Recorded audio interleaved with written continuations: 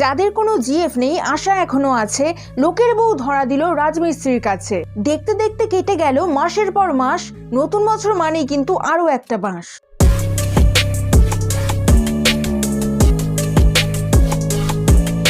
Hey, this is Riya and welcome to my channel Amazing Ri.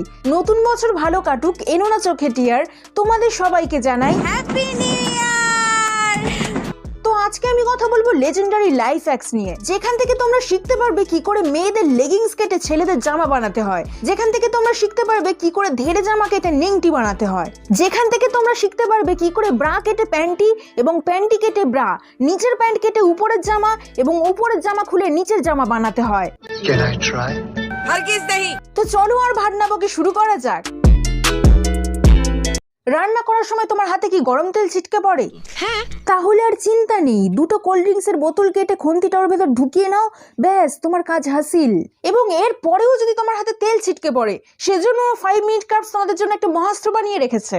প্রথমে ছাতার মাথায় খন্তিটাকে tape দিয়ে চিপকে নিতে হবে, এরপর যখনই রান্না করবে ঠিক তখনই ছাতা খাটিয়ে রান্না করবে, ব্যাস ক্যাপ্টেন আমেরিকার শিল্ডও এই শিল্ডের কাছে হার মানতে বাধ্য। क्या बात कर रहा है यार? তোমার বগলের গন্ধে কি তোমার বন্ধু বান্ধবরা পালিয়ে যায়? হ্যাঁ। তাহলে তুমি ডিও না লাগিয়ে বগলে মদ লাগিয়ে নাও, যাতে বগলের গন্ধে লোকের নেশা হয়ে যায়। যাদের সোফিয়া দিদির মতো বড় মন না থাকার জন্য ইনস্টা মডেল হতে পারছো না, তাদের আর কোনো চিন্তা নেই। প্রথমে নিজের ইনারের মধ্যে হাঁটু গলিয়ে ক্লিভেজের বদলে নিভেজ দেখাতে হবে, আর এভাবেই ইনস্টাগ্রামে মিলিয়ন ফলোয়ার্স গেইন করতে পারো। তোমার বয়ফ্রেন্ডের দিকে কি অন্য মেয়েরা নজর দেয়? তুমি কি সেটা নিয়ে ইনসিকিউরিটিতে ভোগো? হ্যাঁ। তাহলে তোমার বয়ফ্রেন্ডের মাথায় একটা ডাব্বা দিয়ে চাপা দাও এবং গোটা শরীর ঢেকে তাকে কাকতারুয়া বানিয়ে দাও। What?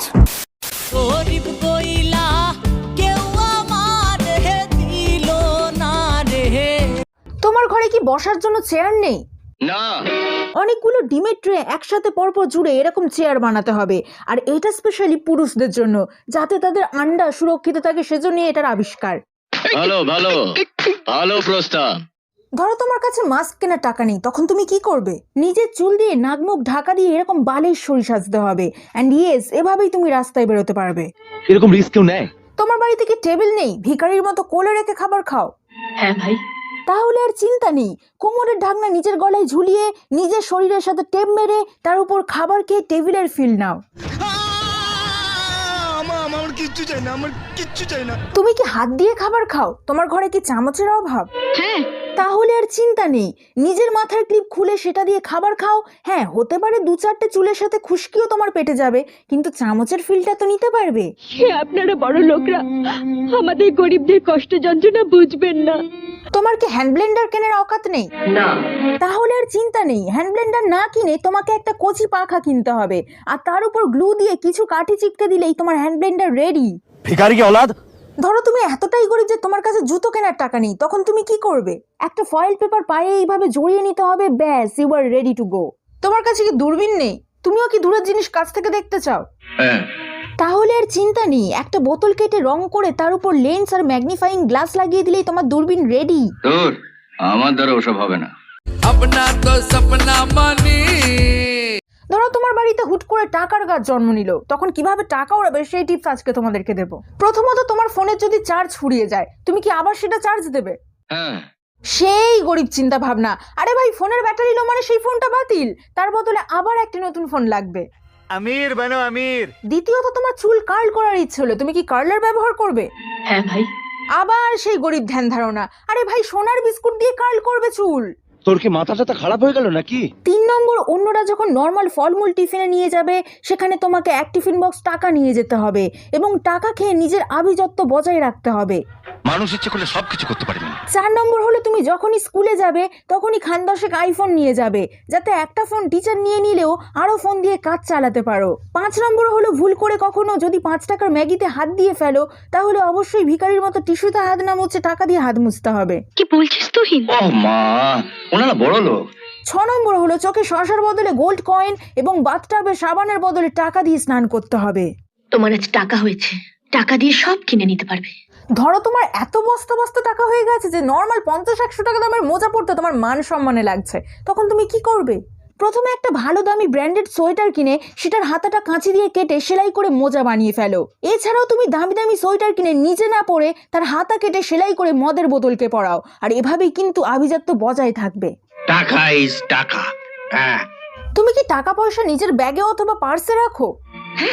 সেই গরিব তো গরিবই থেকে গেলে। আরে ভাই, টাকা থাকবে ওই 2 টাকার চামড়ার ব্যাগে? টাকা তো আর খোলাম খুঁজি নয়। সোনার গামলিতে ঠিক এইভাবে টাকা রাখতে হয়। এত টাকা?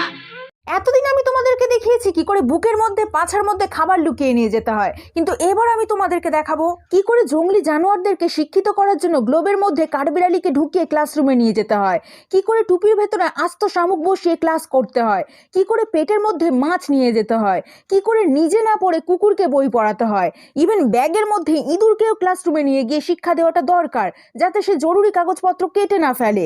এছাড়াও গিরগিটিকেও ক্লাসরুমে নিয়ে যেতে হবে যাতে সে কালার চেঞ্জ করার আগে কালারের নামগুলো সম্বন্ধে জ্ঞান অর্জন করতে পারে। Good, very good. এবার আমি তোমাদেরকে দেখাবো কি করে নিজের পেটসকে প্লেনে নিয়ে যেতে হয়। এই দিদির বুকের সাথে সাথে মনটা অনেক বড় বলে এনার চক্ষু চড়ক গাছ হয়ে যায় এবং বক্ষস্থলে বিমশ হয়ে ইনি দিদিকে ভেতরে ঢুকতে দেন এবং দিদি ভেতরে ঢুকে হেসে হেসে নিজের বুক থেকে, এটা কি বুকের মধ্যে বাটিতে করে মুরগি ছানা? কি চেয়েছিলাম আর কি হলো? ভাই, মুরগি ছানা নিয়ে কে বেড়াতে যায়? তাও এনার ভাগ্য ভালো মুরগি ওনার বুকে ঠোকর মেরে দেয়নি। এরপর এই দিদিকে ঢুকতে না দিয়ে প্রেগনেন্ট মহিলাকে আগে ঢুকতে দেওয়া হয় এবং ইনি ভেতরে ঢুকে পেট থেকে, এটা কি গামলির ভেতর থেকে ইঁদুর ছানা? ভাই, ইঁদুর ছানা নিয়ে প্লেনে কে যায়?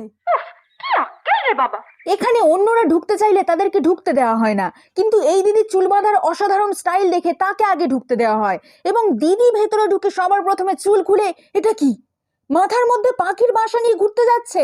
আমি পাগল হয়ে যাব।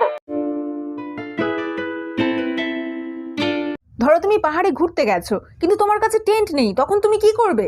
ঠিক এইভাবে 3টে কাঠ সাজিয়ে তার উপর প্লাস্টিক জড়িয়ে নিতে হবে, ব্যাস তোমার টেন্ট রেডি। এরপর আগুন জ্বালানোর জন্য এটা আবার কি যন্ত্র? এটা কে বয়ে নিয়ে গেল ভাই? তার মানে আমরা বেড়াতে গেলে এইসব ভারী জিনিস বয়ে নিয়ে যাব, চেয়ার বয়ে নিয়ে যেতে পারবো, কিন্তু একটা টেন্ট যেটা মূল্যে জাস্ট এইটুকু হয়ে যাবে সেটা বইতে পারবো না। ধরো তুমি এতটাই গরিব যে তোমার কাছে কড়া কেনার ক্ষমতা নেই, তখন তুমি কি করবে? একটা ফয়েল পেপার মুড়ে তার মধ্যে লোহার তার জড়িয়ে নিলেই তোমার কড়া রেডি। ছোট লোক। ধরো তুমি শীতের দেশে বেড়াতে গেছো কিন্তু হাতের গ্লাভস নিয়ে যাওনি, তখন তুমি কি করবে?